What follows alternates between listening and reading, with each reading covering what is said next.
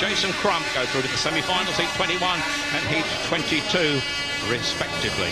Now we move on to heat number 18, where that man there in blue, Mark Laram, will once again surely thrill the crowd. And remember, the first two in this go direct through to the semi-finals, and Mark Laram has plenty of support from his fans here in this Brandon Stadium. And there he is, the number 16 with the blue helmet colour. Inside him in red will be Ryan Sullivan. On the outside in yellow is Todd Wiltshire. White helmet colours, Greg Hancock, of course, on his home league track here. A lot of competition here tonight, Peter, and a few surprises indeed. Yeah, it'd be interesting to see Mark, because he told us that he's changed bikes. He wasn't happy with that first bike. I mean, that bike looked pretty quick to me, but he seems to think that this second bike's even better. So the proof now is going to be in the pudding, Tony.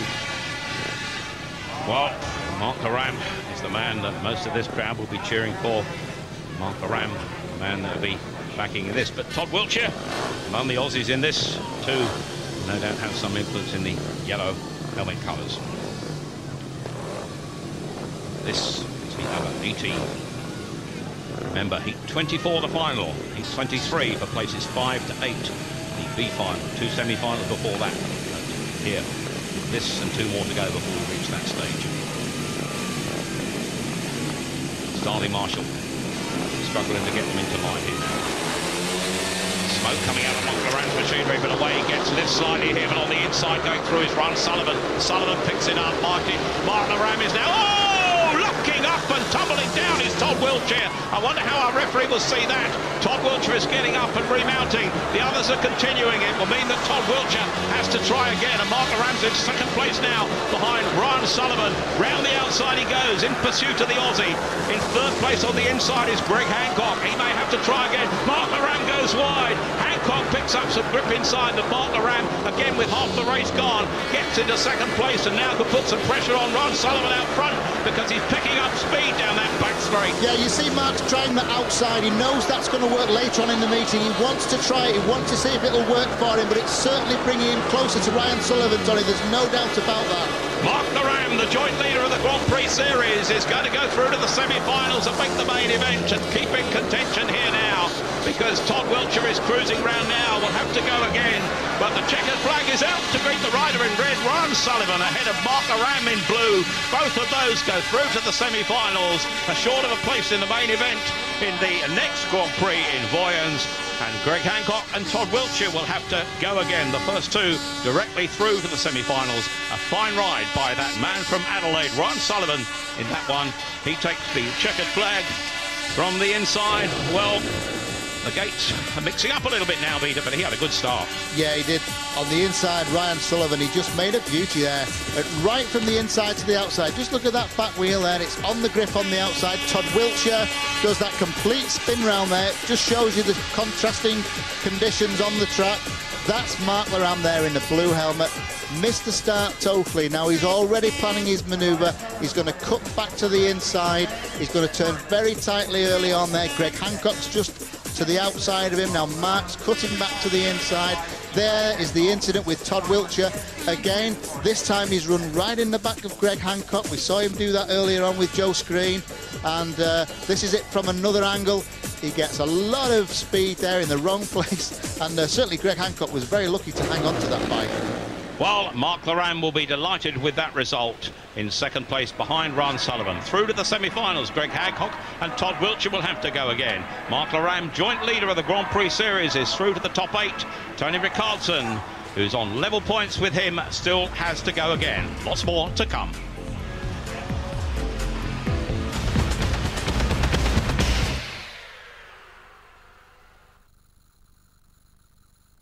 Sky Digital lets me control the way I watch football, rugby and cricket. Now I can choose which angle I watch West Ham win from. And I can watch the highlights of Liverpool flattening them.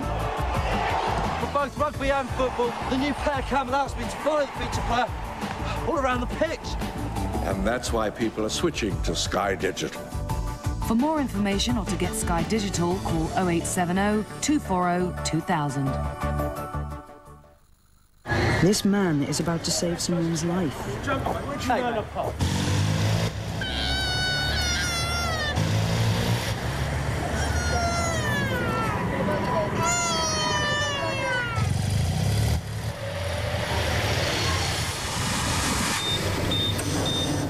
Yesterday, he gave blood. Do something amazing today. Call 0345 711 711. Please. Friends, good people, listen. Can you hear it? Divorce is in the air, and it could save you money. Come, get divorced. Ciao. I now pronounce you divorced and free from your old mobile network. Go forth and make cheap calls. Call Virgin Mobile on 0845 6000 750.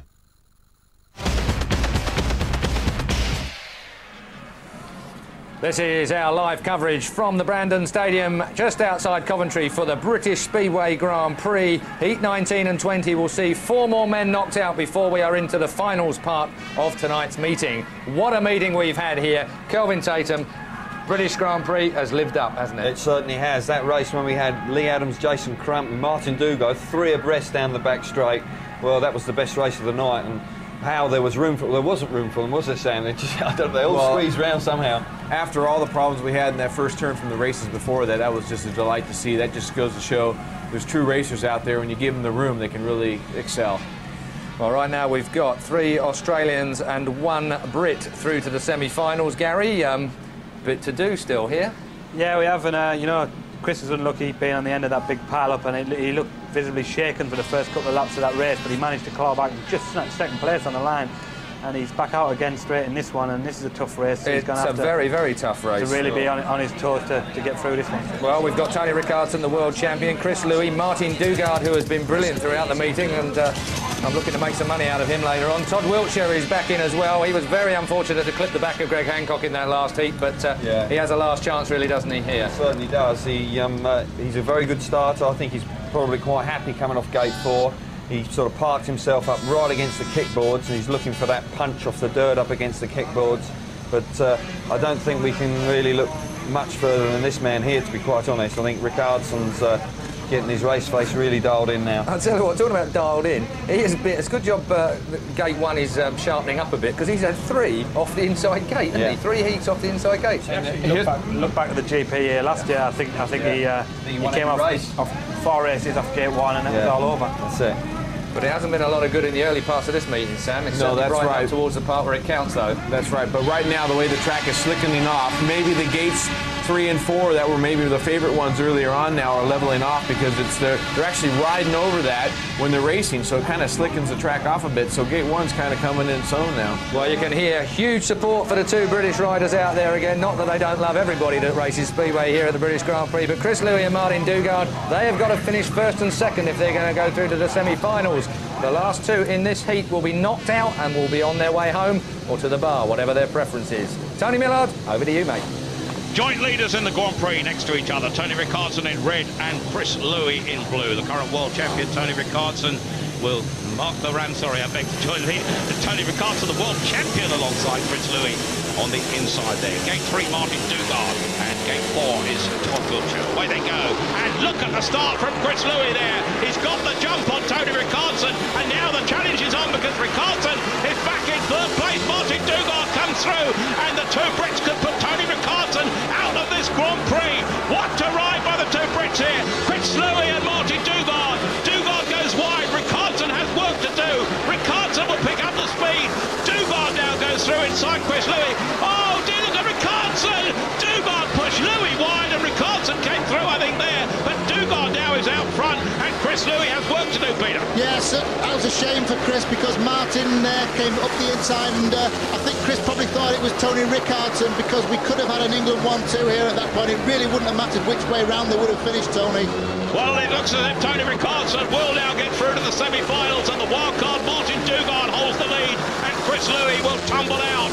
And dear, oh dear, oh dear, what disappointment for Chris Louis, because it all looked safe and sure from the start, but now Martin Dugard in white ahead of Tony Ricardson in red, and both go through to the semis. And Chris Louis, well, he will be desperately disappointed there in the blue helmet colours ahead of Todd Wiltshire. Both of those go out, and the